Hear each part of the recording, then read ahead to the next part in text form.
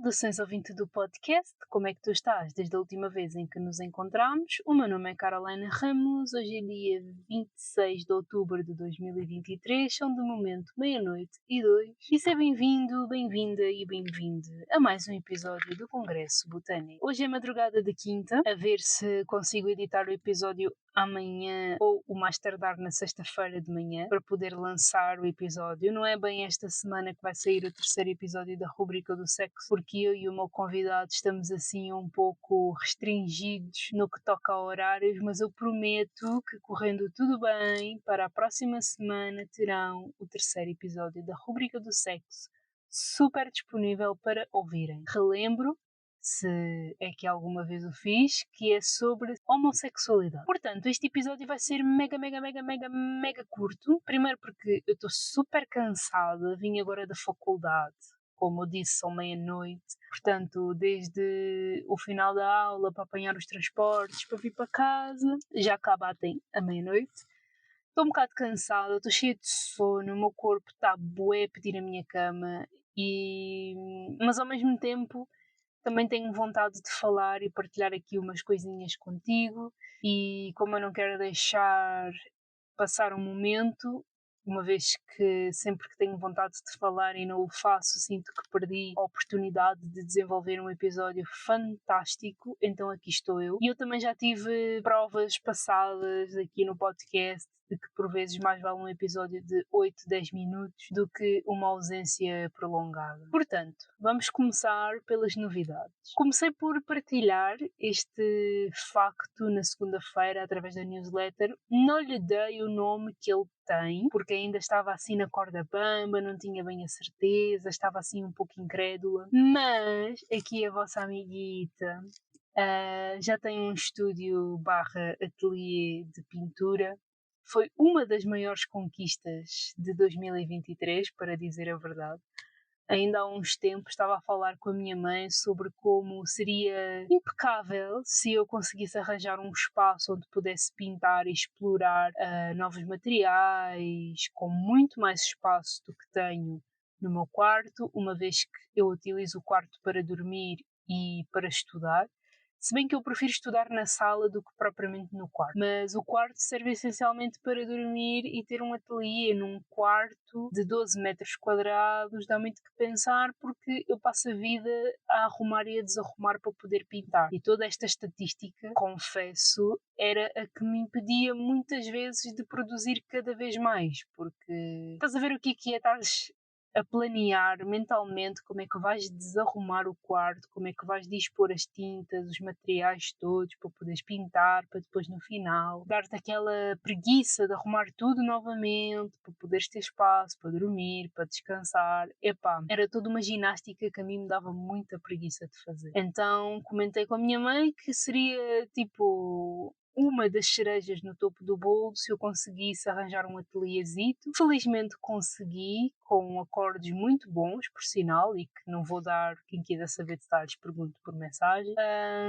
E estou mesmo muito contente, porque era um dos meus objetivos, ou pelo menos passou a ser um dos meus objetivos agora no último trimestre do ano, a partir do momento em que interiorizei cada vez melhor e cada vez mais o facto de querer viver como artista full-time e ter este espaço onde posso realmente expandir e praticar o meu lado artista sem temer sujar ou estragar qualquer coisa, deixa-me mesmo muito em paz mesmo. Claro, vou ter que me locomover daqui até ao ateliê, perder algum tempo, mas é um tempo bem utilizado. Hoje, por exemplo, fiz... Não sei se comecei, não sei se terminei, não sei se ainda está no processo, mas comecei 2 pinturas em formato pequeno, porque ainda não comprei os materiais para fazer as minhas telas. Estou a pesquisar como fazer as minhas próprias telas sem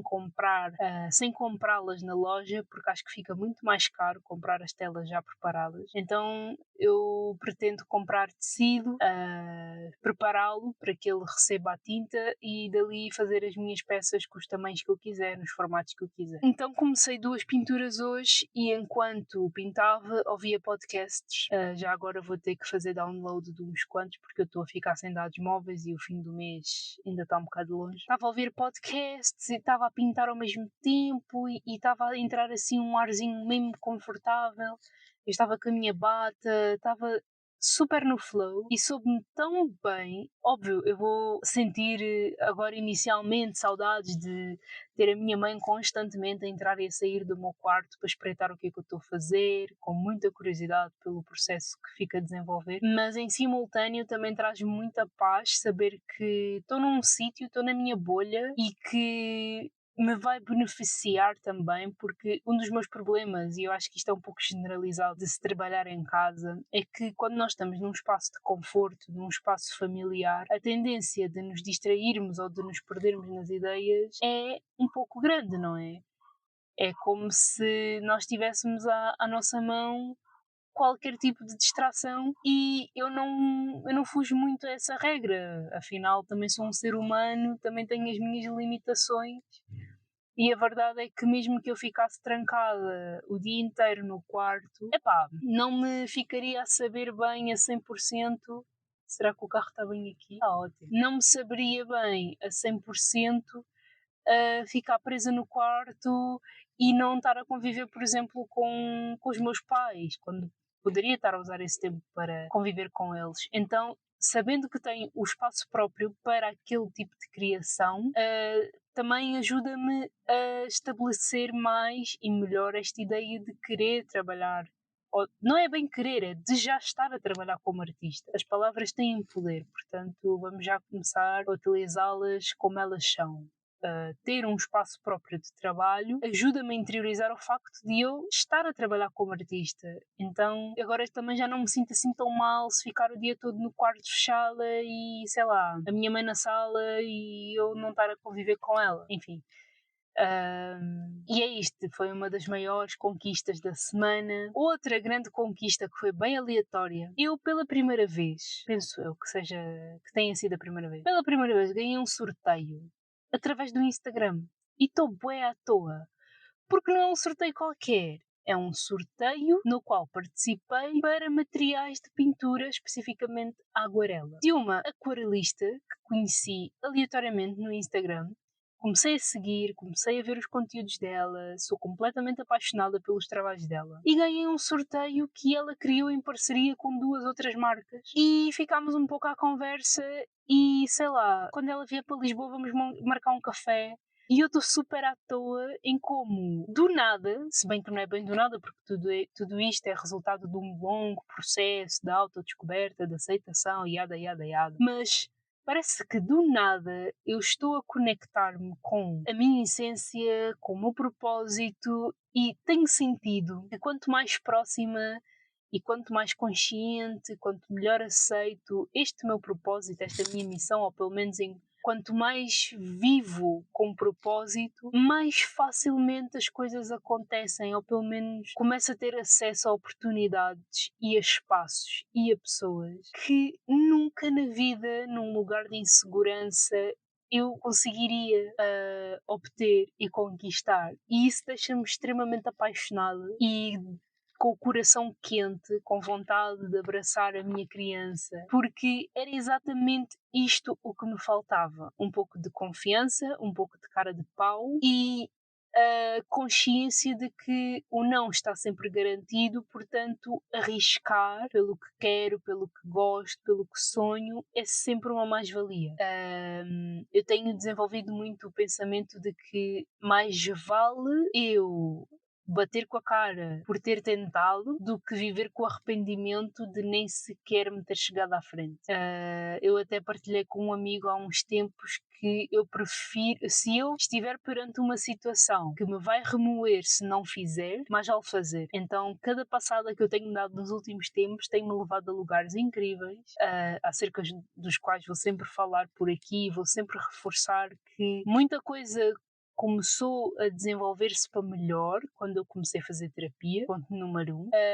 E claro que depois desse processo eu fui percebendo que a responsabilidade da minha vida é minha. E quando eu abracei essa verdade, quando eu comecei a aplicá-la aos poucos e agora em escala um pouco maior, em comparação com o passado, eu dou-me conta de que era isto que me faltava, era ter consciência de que da minha vida cuido eu e que por muito que eu queira ajudar determinadas pessoas, por muito que eu queira impactar de forma positiva em muitas situações, ao final do dia, quem cuida e quem decide pela minha vida sou eu. Então, se vamos todos morrer, se há grande chance de todos nós passarmos por efemeridades, por doenças, por situações mais negativas. Por outro lado, se existe a possibilidade de termos vidas recheadas de brindes e otimismos e coisas boas, e se o final vai sempre ser o mesmo para quem optar por viver os seus sonhos ou quem optar por não o fazer, se claro, sempre com os seus condicionantes, é mais fácil falar do que fazer e falo contra mim,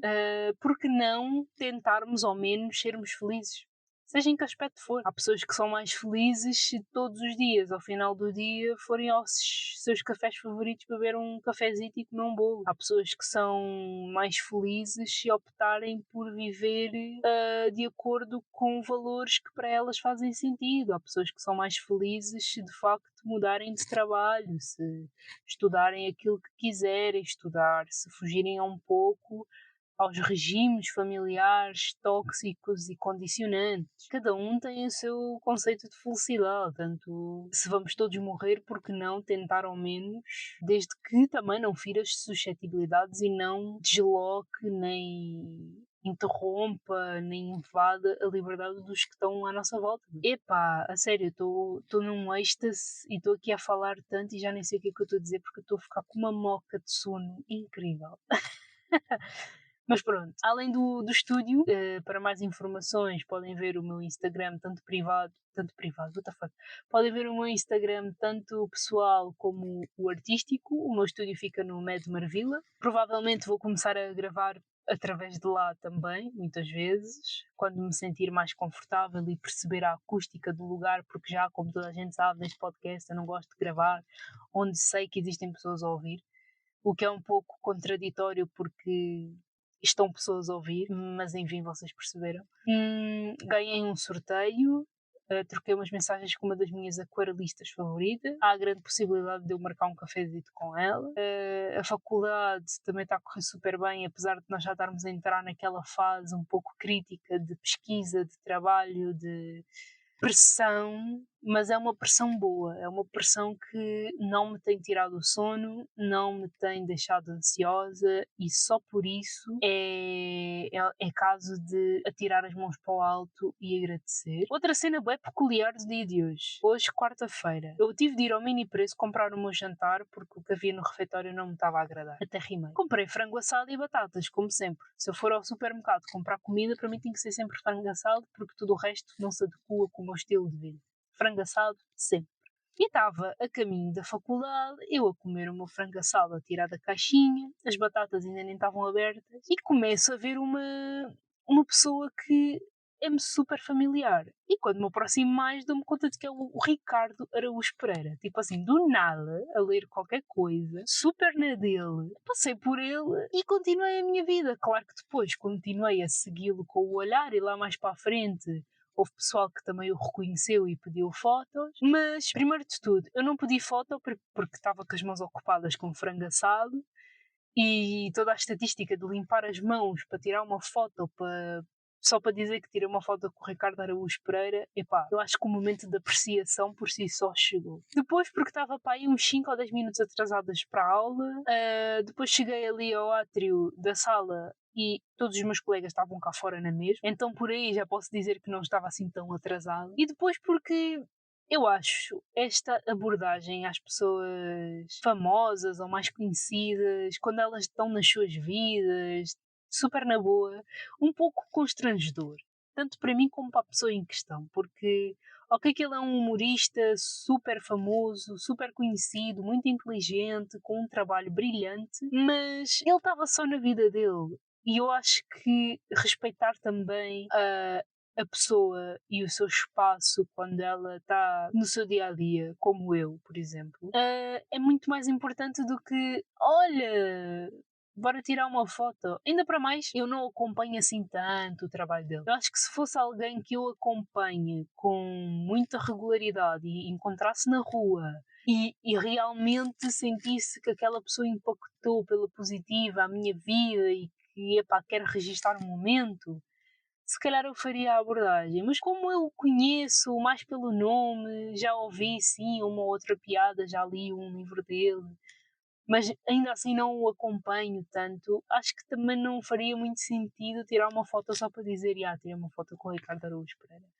Mas falo-ia, com toda a certeza, com alguém que acompanho com regularidade e que realmente me impacta pela positiva, porque eu sei, enquanto criadora, enquanto artista, o quão importante é que é receber feedback e críticas construtivas. Podem não ser as críticas que estava à espera, mas se forem construtivas, eu aceito. Agora, as negativas, principalmente vindo de pessoas que não estão dentro do ramo e não percebem patavina, epá, isso é para.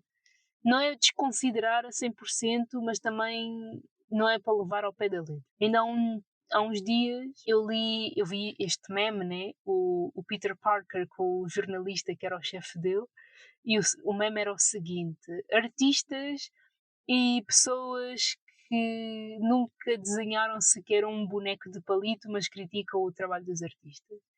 E o jornalista-chefe do Peter Parker, tipo, a rir-se desalmadamente. Aquela risada muito famosa. E o texto da artista era basicamente a dizer que muitas vezes as pessoas criticam os nossos trabalhos maldosamente, por sinal, ou pelo menos negativamente, com um certo teor de inveja pelo aquilo que elas não conseguem fazer em comparação com aquilo que a pessoa criticada consegue. E às vezes a crítica parte de um lugar de puxar o tapete literalmente para a pessoa ficar na merda com ela. E eu já ouvi isto, por outras palavras, em processo terapêutico, sobre nós querermos evoluir e ir para um lugar melhor e querermos que as pessoas à nossa volta também sigam um caminho um pouco melhor e mais saudável, mas que resistem e que não vão. E muitas vezes, muitas pessoas desistem do seu percurso de melhoria porque as pessoas à sua volta não aceitam melhorar ou não aceitam aceitar, passando a redundância, que elas têm aspectos para questionar, para melhorar. E foi muito nesse sentido que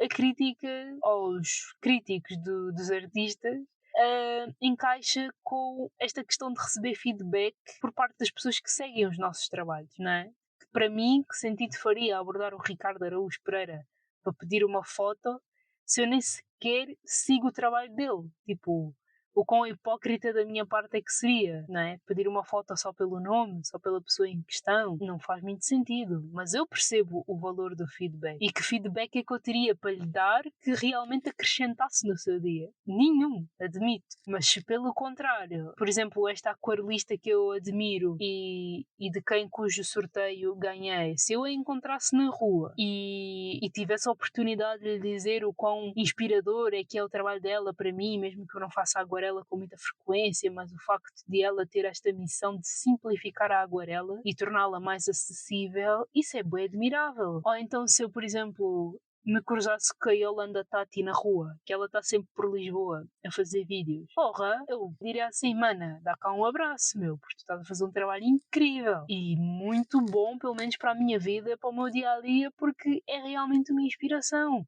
Então, eu optei por não chatear o Ricardo Araújo Pereira, provavelmente estava ali a estudar um trabalho qualquer, e porque estava com as mãos sujas de frango assado, então também não me via muito a fazer isto enquanto comia frango assado. Disse eu que este episódio teria 10 minutos, já vou nos 22. Mas é isto, a semana tem sido uma semana muito, muito, muito boa e ainda bem. Eu sei que se calhar daqui a 2, 3 semanas vai acontecer, sei lá, outro drama, outro caos na minha cabeça, mas para compensar o caos que foi há 2 ou 3 semanas, está a valer super a pena. Aliás, toda esta energia positiva, ou pelo menos toda esta onda de coisas boas, começou já na semana passada, quando percebi que as manifestações têm um poder incrível incrível, mas que estão muito ligadas à nossa própria ação. Eu acho que já tinha partilhado aqui alguns que como é que se chama? Ai, esqueci-me do nome desta porra. A lei da atração só funciona se nós mexermos o rabo. A lei da atração não funciona connosco sentadinhos no sofá, a pensar e a meditar muito. A lei da atração só funciona se nós nos mexermos para que funcione. A lei da atração, do meu ponto de vista e de tudo aquilo que eu já pesquisei e já ouvi, é sobre condicionarmos a nossa mente para que possamos tomar ações em direção àquele objetivo. Acho que partilhei também que os gurus, ou aqueles que se acham gurus da lei da atração, não nos dizem isto de primeira porque o objetivo deles é fazer dinheiro. Porque se eles chegarem ao pé de nós e disserem assim: olha, junta-te a mim para manifestares e para praticares a lei da atração. A questão é que tu, para fazeres a lei da atração funcionar, tu também tens que te mexer um pouco. Eu só quero pessoas que estejam dispostos a mexerem o rabinho. Toma este plano, pensa e vem trabalhar comigo. Se eles fizerem isto não é atrativo. De maneira nenhuma. Então eles têm que criar toda uma cena. Como é que eu consegui isto com a lei da atração? E depois contar ali toda uma história de introdução de 10 minutos para em 2 dizerem-te que a lei da atração depende também do teu movimento. Não se deixem levar por isto, ok? Tipo, se quiserem lei da atração, é fazer. É isto que se chama lei da atração. E manifestar é exatamente a mesma coisa.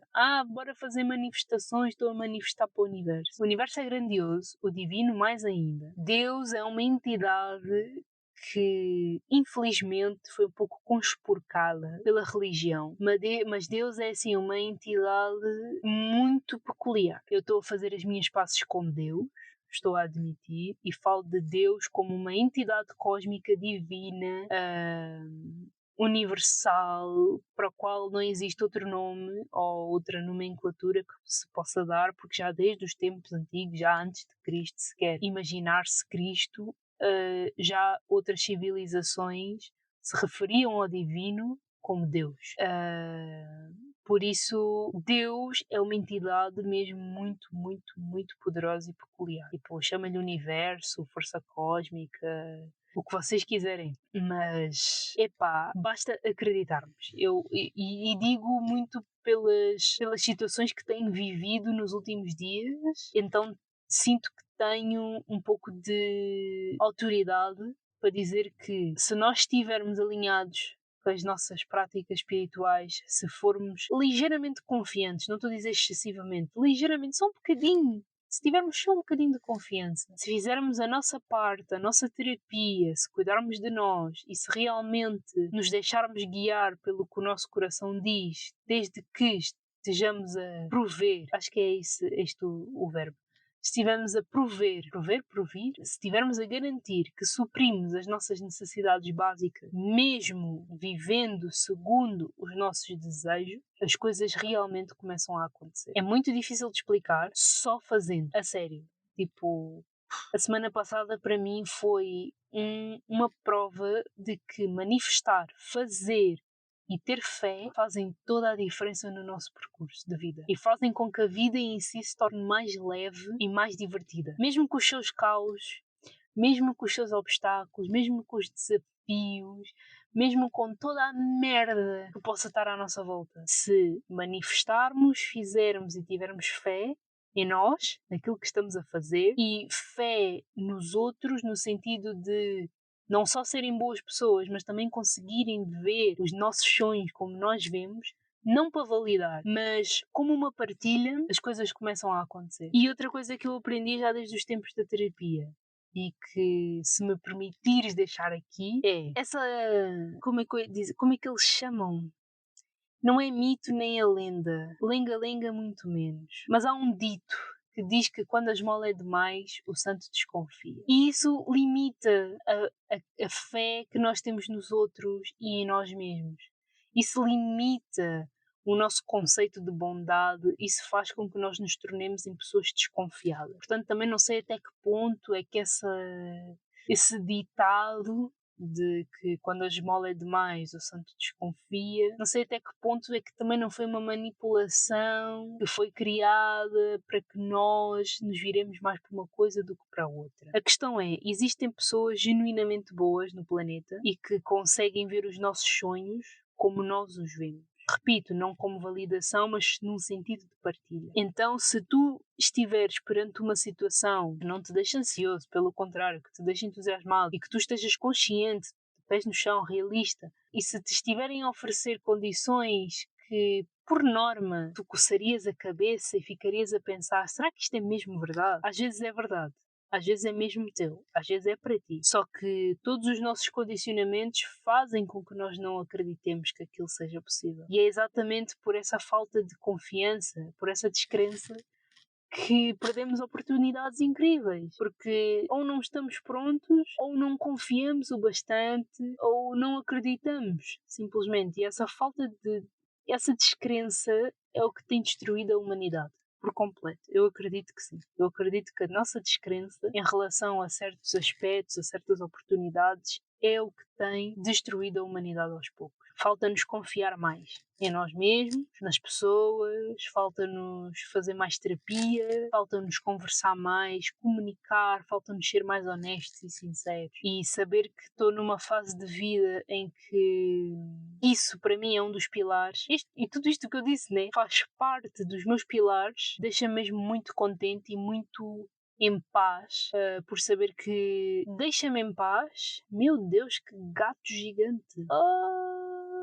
Parece um tigrezinho. Deixa-me em paz saber que estes aspectos são os meus pilares atuais. Acreditar, ter fé, fazer, confiar, porque são aspectos que a mim me faltavam e que me afastaram de muitas oportunidades boas, mas das quais também não me arrependo. Eu acho que, como disse no episódio do Diário da Gratidão, nós só estamos onde precisamos de estar, onde estamos prontos para estar. Então também não vale a pena lamentar, mas é isso. Deixa-me mesmo descansada, saber que, cresci, amadureci, estou a fazer coisas diferentes, estou a fazer coisas que sempre quis fazer, que vão de acordo com os meus valores, as minhas vontades, e isso para mim é um sintoma de melhoria. Não é só utilizar as cores, como eu já mencionei algures aqui nos episódios, acho que foi no episódio 59, penso eu. Não, o episódio 59 foi sobre outra coisa. Meu Deus, eu já gravei tanto desde o verão. Tanto desde o verão, não, eu já gravei tanto desde o início do ano. Poxa, não só são as cores que para mim são sintoma de melhoria, são também estas atitudes, esta coragem de vou só mandar uma mensagem a esta pessoa e vou ver no que é que dá. Pode ser que daqui nasça uma parceria, pode ser que daqui nasça um projeto, pode ser que daqui nasça uma oportunidade da qual eu não estava à espera. Vou só fazer e vou ver. Pronto, é isto. Era o que me faltava. Ação. Os meus terapeutas tinham razão. Agir, agir, agir. Isso é o que faz toda a diferença. E isso é o que nos... E isso, pelo menos a mim, é o que me faz avaliar se o processo terapêutico, pelo menos, fez ou não sentido e teve ou não um impacto na minha vida. Enfim, já me baralhei toda, estou cheia de sono, estou cheia de fome. Pensei eu, enquanto conduzia, de que não ia jantar quando chegasse a casa porque comi frango assado. Frango assado é proteína, proteína enche que não é uma maravilha. Mas estou a ficar com fome, portanto vou para casa, vou tomar um banho quente, a escaldar. Os memes têm razão, as mulheres realmente tomam um banho de água a escaldar. Tão quente, mas tão quente que a próxima pessoa é capaz de ficar esfolada. Vou vestir uma pijaminha, vou comer, vou escrever. Gostaria de dizer que vou ler, mas não sei se o meu cérebro consegue absorver mais alguma coisa. Andei tão ansiosa e tão histérica internamente por causa desta situação do ateliê e tudo mais que eu começava a ler os textos para a faculdade e não absorvia nada. Se calhar daqui para a frente o cérebro já vai estar mais calmo, também já vou estar mais enraizado, coisas vão ser melhor absorvidas. Espero que tenhas gostado, espero que te tenha ajudado de alguma forma. Qualquer dúvida, questão, sugestão, podes enviar para o e-mail do podcast, que é o congressobotânico@gmail.com. Vou também deixar aqui o meu Instagram pessoal, o meu Instagram artístico, o link do meu blog, o link da newsletter, o link do meu livro e caso queiras apoiar o meu trabalho de modo a que eu continue a trazer conteúdo relevante e que te ajude a pensar sobre a vida de outra maneira, podes comprar-me um chazinho através do Buy Me a Coffee. Por um valor simbólico, podes comprar os chás que bem te apetecer, que eu prometo que farei um uso. Ainda por cima com este tempinho quentinho. Vai ser uma maravilha. Beijinhos e abraços, vemo-nos por aí.